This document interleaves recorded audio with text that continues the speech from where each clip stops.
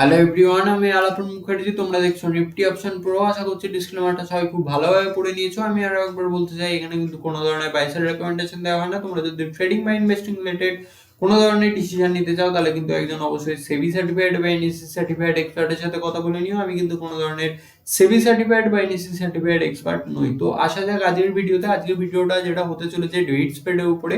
এখানে কিন্তু তোমাদের আমি একটা সেটআপ শেয়ার করব, যেখানে আমি আমার পার্সোনাল ভাবে আমি ট্রেড নিই, সেটাও আমি তোমাদের সাথে শেয়ার করবো। ডেট স্প্রেড আমরা কখন করে থাকি? ডেট স্প্রেড ধরো আমাদের ভিউ রয়েছে অনেকটা মার্কেট খুব ভালো উপরের দিকে যাবে বা খুব ভালো নিচের দিকে আসবে, সেই সময় কিন্তু আমরা ডেবিট স্প্রেড করে থাকি। আর ক্রেডিট স্প্রেড আমরা কখন করি? ক্রেডিট স্প্রেড তখনই করি যখন আমাদের ভিউ রয়েছে খুব বেশি মার্কেট উপরে যাবে না বা খুব বেশি মার্কেট নিচেও যাবে না, বা আমাদের এটা এক্সপেক্ট করে চলছি যে একই জায়গায় প্রাইসটা ঘোরাফেরা করবে, তখন আমরা কিন্তু ক্রেডিট স্প্রেড করে থাকি। ক্রেডিট স্প্রেড কিন্তু অপশন সেলিং কে ইন্ডিকেট করে, আর ডেবিট স্প্রেড কিন্তু অপশন বাইং কে ইন্ডিকেট করে থাকে। ওকে, আর ডেবিট স্প্রেডে কিন্তু আমাদের খুব ভালো রিস্ক রিওয়ার্ডও ক্রিয়েট হয়, কিন্তু এর পিওপি মানে প্রবাবিলিটি অফ প্রফিটস কিন্তু অনেকটা কম। কিন্তু যদি তোমাদের নিজের সেটআপের উপরে ভরসা থাকে, তাহলে কিন্তু ডেবিট স্প্রেড খুব বেনিফিট দিতে পারে তোমাদের লং টার্মে। তো আমি এখানে তোমাদের দেখিয়ে দিই কিভাবে আমরা ডেবিট স্প্রেড করে থাকি। ধরো আমার ভিউ রয়েছে বুলিশ, তখন আমরা কি করব? একটা কল বাই করব, ওকে, আর একটা কল সেল করব। এটা ধরো আমি বাই, আর এটাকে আমি সেল করছি। এবার কলটা কিভাবে, মানে কল কিভাবে বাই করব? আমরা ক্রেডিট স্প্রেডে কি করে থাকি? ক্রেডিট স্প্রেডে কম দামি যে প্রিমিয়ামটা থাকে সেটা আমরা বাই করি, আর বেশি দামের যে প্রিমিয়ামটা থাকে সেটা আমরা সেল করে থাকি। কিন্তু এখানে ঠিক উল্টোটা করব। যেটা আমাদের বেশি দামের প্রিমিয়াম থাকবে, ধরো এটা 100 টাকা দামের প্রিমিয়াম ছিল, সেটাকে আমরা বাই করছি, আর যেটা কম দামের প্রিমিয়াম থাকবে সেটা আমরা কিন্তু সেল করব। ওকে, ঠিক ক্রেডিট স্প্রেডে যেটা করে থাকি সেটা আমরা উল্টো করব। ক্রেডিট স্প্রেড হলে কি করতাম? ধরো আমাদের ভিউ যদি আমাদের বুলিশ থাকতো, তাহলে আমরা কি করতাম? তখন আমরা একটা পুট শর্ট করতাম, একটা পুট শর্ট করতাম, ওকে, আর একটা পুট বাই করতাম। ওকে, একটা পুট কিন্তু আমরা বাই করে নিতাম। এটা ঠিক উল্টোটা করতে হয়, ডেট স্প্রেডের ঠিক উল্টোটা করতে হয়। ডেট স্প্রেডে এটা হয় যখন আমরা বুলিশ থাকি তখন আমরা বুলিশ কল স্প্রেড করে থাকি, আর যখন আমরা বিয়ারিশ থাকি তখন আমরা বিয়ারিশ পুট স্প্রেড করে থাকি। ওকে, তো এবার এখানে তোমাদের সাথে আমি একটা পে অফ চার্ট শেয়ার করছি। এটা একটা বুলিশ কল স্প্রেডের পে অফ চার্ট, এটা নিফটির উপরে। এবার আমি মনে করি যে নিফটির উপরে ডেবিট স্প্রেড করাটা একটু সমস্যাজনক হতে পারে। আমি পার্সোনালি করে থাকি স্টক অপশনের উপরে, কিন্তু আমি ডেবিট স্প্রেড গুলো করে থাকি। কারণ স্টক অপশনে কি হতে পারে? স্টক অপশনে একটা স্টক কিন্তু 5%, 6% কিংবা 2%, 3% মান্থলি বেড়ে যাওয়াটা কোনো ব্যাপার নয়। কিন্তু নিফটির ক্ষেত্রে কি হয়, বা ব্যাংক নিফটির ক্ষেত্রে কি হয়, তোমরা যদি পার্সেন্টেজ ওয়াইজ চেক করো না, নিফটি বা ব্যাংক নিফটি কিন্তু খুব বেশি উপরের দিকে বা নিচের দিকে আসে না, একটা রেঞ্জেই কিন্তু ঘোরাফেরা করে। তো সেই কারণে আমি মনে করি যে নিফটি বা ব্যাংক নিফটির উপরে খুব কম ডেবিট স্প্রেড বানানো যায়। কিন্তু এখানে আমি জাস্ট এক্সাম্পলের জন্য এটা কিন্তু নিফটিরই পে অফ চার্টটা শেয়ার করেছি তোমাদের সাথে, যেখানে তোমরা দেখতে পাচ্ছ এখানে আমি একটা 21,900 যে কল রয়েছে সেটাকে আমি বাই করেছি 175 টাকা দিয়ে, আর 22,200 যে কলটা রয়েছে সেটা কিন্তু আমরা শর্ট করেছি 100 টাকা 75 পয়সা দিয়ে। তো এখানে দেখো আমার কিন্তু এস্টিমেটেড মার্জিন লেগেছে 30,694 টাকা, আর এখানে আমার ম্যাক্স প্রফিট যেটা হতে পারে 11,278 টাকা, আর ম্যাক্স লস যেটা রয়েছে সেটা 3,712 টাকা, যেটা আমাদের কিন্তু একটা 1:3 এর রিস্ক রিওয়ার্ড প্রোভাইড করছে। প্রবাবিলিটি অফ প্রফিটসটা যেটা তোমাদের আমি বললাম 30% এর আশেপাশে থাকে। এখানে কিন্তু ক্রেডিট স্প্রেড হলে এটা প্রায় 60% এর কাছাকাছি কিন্তু থাকতো। আর এখানে যেহেতু তোমরা ক্রেডিট মাইনাসে দেখাচ্ছে, এটাই কারণ, কেননা এখানে তোমরা অপশন বাইং করছো, মানে মার্কেটকে দিচ্ছ, যে কারণে এটা কিন্তু মাইনাসে দেখাচ্ছে নেট ক্রেডিট। আর এখানে ব্রেক ইভেন্স তোমরা দেখতেই পাচ্ছ 21,974। তো আমাদের এখানে মার্কেট যদি 21,900 পর্যন্ত উপরে যদি না গিয়ে পৌঁছতে পারে, তাহলে কিন্তু আমাদের 3,712 টাকা কিন্তু লস হওয়ার সম্ভাবনা রয়েছে। আর যদি আমাদের এক্সপায়ারির দিনকে আমাদের মার্কেট যদি 21,900 উপরে চলে যায়, তখন কিন্তু আমাদের কোথাও গিয়ে 11,287 টাকা কিন্তু প্রফিট হতে পারে। তো এবার মোটামুটি আমি তোমাদের বোঝাতে পারলাম ডেবিট স্প্রেড কি হয়। এটা বুলিশ কল স্প্রেড। এবার তোমাদের আমি একটা বিয়ারিশ পুট স্প্রেড করে দেখাই। এটা আমরা কিভাবে স্ট্রাইক সিলেকশন করব? এবার আমি পার্সোনালি মান্থলি অপশন নিয়ে ট্রেড করা পছন্দ করব। তো সেই ক্ষেত্রে দেখো আমাদের এখানে আমি যেটা নেবো সেটা হচ্ছে 30 ডেল্টার আশেপাশে কোনো স্ট্রাইক আমি বাই করব, আর সেখান থেকে 20 ডেল্টার আশেপাশে কিন্তু আমি একটা স্ট্রাইক সেল করে দেবো। ওকে, তো এখানে তোমরা দেখতে পাচ্ছ এখানেও কিন্তু দেখো 1:3 এর রিস্ক রিওয়ার্ড ক্রিয়েট হয়ে যাচ্ছে। তো 30 ডেল্টা আমরা বাই করব, 20 ডেল্টা আমরা গিয়ে সেল করব। ওকে, তো 30 ডেল্টার যে অপশন থাকবে সেটা আমরা বাই করছি, আর 20 ডেল্টা আমরা কিন্তু সেল করছি, তাহলে আমাদের রিস্ক রিওয়ার্ডটা কিন্তু 1:3 এর আশেপাশে থাকছে। এবার আমরা কি এই পুরো প্রফিটটাই নেবো? না, কখনোই নেবো না। আমরা কিন্তু এই প্রফিটটার হাফ নেবো। ওকে, তো 5,500 টাকার আশেপাশে কোথাও প্রফিট হয়ে গেলে আমরা কিন্তু এক্সিট করে যাব। আর লসের ক্ষেত্রে কিভাবে আমরা লস বুক করব? লসের ক্ষেত্রে যখনই আমাদের এখানে 2,500 টাকার কাছাকাছি লস দেখাবে, তখনই কিন্তু আমাদের পজিশন থেকে আমরা এক্সিট করে যাব। ওকে, কেননা এখানে আমি একটা কথাই মনে করি, ম্যাক্স প্রফিটে আমি হাফ বুক করি, আর যখন ম্যাক্স লসটা বুক করছি সেটা, যে ম্যাক্স প্রফিটটা আমরা বুক করছি ধরো 5,000 টাকা, আর ম্যাক্স লস যেটা আমরা বুক করব সেটা কিন্তু 2,500 টাকা, তার বেশি কিন্তু নয়। কারণ এখানে প্রবাবিলিটি অফ প্রফিটস কিন্তু অনেকটাই লো, যে কারণে কিন্তু আমাদের 1:2 এর রিস্ক রিওয়ার্ড কিন্তু অবশ্যই মেনটেন করে চলতে হবে। তো আমরা যেটা লস করব তার ডবল কিন্তু আমাদের প্রফিট করতে হবে, যেটা তোমরা ক্রেডিট স্প্রেডে শিখে এসছো যে 1:1 রিস্ক রিওয়ার্ড করলেও আমাদের কাছে প্রফিট কিন্তু রয়ে যায়, কেননা সেখানে প্রবাবিলিটি অফ প্রফিটটা অনেকটা হাই। তো সেটার সাথে ডেবিট স্প্রেডের কম্পেয়ার করলে হয় না। তো এখানে আমি বারবার বলছি 1:2 এর রিস্ক রিওয়ার্ড বা 1:3 এর রিস্ক রিওয়ার্ড বুক করা কিন্তু অবশ্যই জরুরি। ওকে, তো এবার আসা যাক সেটআপ কি রয়েছে, আমি এটার সাথে কি সেটআপ ইউজ করি। এটা আমার কিন্তু পার্সোনাল সেটআপ। এখানে কিন্তু আমি বারবার বলছি আমার সেটআপ কিন্তু 100% রং হতে পারে। তো এখানে আমি তোমাদের সেটআপটা শেয়ার করে দিই। এখানে আমি ওপেন করি এটা। এখানে দেখো এই যে এখানে আমি সিম্পলি এমএসিডি ইউজ করি, আরএসআই ইউজ করি, আর মুভিং অ্যাভারেজ ইউজ করে থাকি। তো এখানে দেখতে পাচ্ছ এটা কিন্তু 5-10 এর ক্রসওভার। এই গ্রিন লাইনটা হচ্ছে আমার 5, আর এই অরেঞ্জ লাইনটা যেটা তোমরা দেখতে পাচ্ছ এটা কিন্তু 10 ডে মুভিং অ্যাভারেজ। আর এখানে এই যে লাইনটা দেখতে পাচ্ছ এই লাইনটা কিন্তু ব্লু লাইনটা যেটা তোমরা দেখতে পাচ্ছ এটা কিন্তু 100 ডে সিম্পল মুভিং অ্যাভারেজ। ওকে, তো আমি এখানে কিন্তু ইএমএ ইউজ করি না, আমি সিম্পল মুভিং অ্যাভারেজ ইউজ করে থাকি। আর আরএসআইও কিন্তু আমি সিম্পল যেটা রয়েছে, সিম্পল সেটআপ যেটা রয়েছে সেটাই আমি ইউজ করে থাকি। তবে এখানে আমার কিছু ক্রাইটেরিয়া রয়েছে যেগুলো আমি ফলো করে করে তবেই আমি কিন্তু ট্রেড নিই।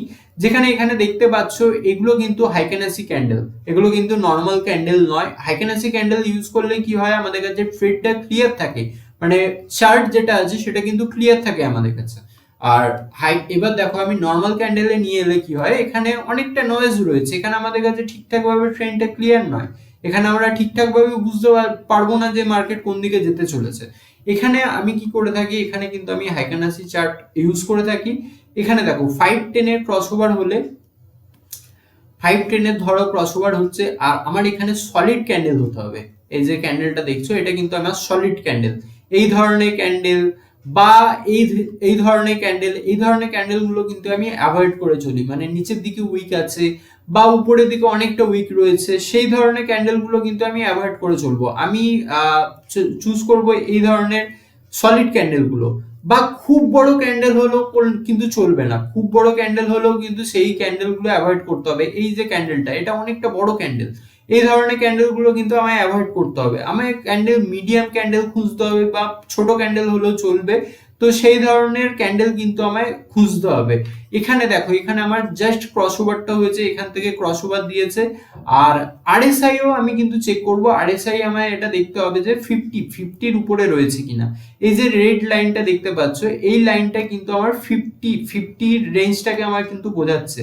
এই যে দেখো এই যে রেড লাইনটা রয়েছে এটা কিন্তু আমার 50 রেঞ্জ। ওকে, এর উপরে থাকলে তবেই আমি কিন্তু বাইয়ের জন্য যাব। ওকে, আর এখানে আমার কিন্তু এমএসিডিও একটা কিন্তু ক্রসওভার থাকতে হবে, মানে বাইং এর ক্রসওভার কিন্তু থাকতে হবে। ওকে, এখানে যেমনটা আমরা দেখতে পাচ্ছ এটা কিন্তু একদম পারফেক্ট এন্ট্রি। আর ডেইলি চার্ট আমরা ইউজ করব কোনো আওয়ারলি চার্ট বা কোনো 15 মিনিট বা 16 মিনিট বা 30 মিনিটের চার্ট কিন্তু আমরা ইউজ করব না, ডেইলি চার্ট ইউজ করব, সিম্পলি ডেইলি চার্ট আমরা ইউজ করব। ওকে, আর এই সেটআপটা কিন্তু only for buying not for selling. আমরা কিন্তু কোনো শর্ট পজিশন কিন্তু বিল্ড করব না, মানে কোনো পুট স্প্রেড কিন্তু আমরা করব না। অনলি যে বাইং সিগন্যাল গুলো আছে সেগুলোই কিন্তু আমি ফলো করব। সেলিং সিগন্যাল অলওয়েজ ইগনোর করবে যে কোনো স্টক বা ইন্ডেক্সের উপরে।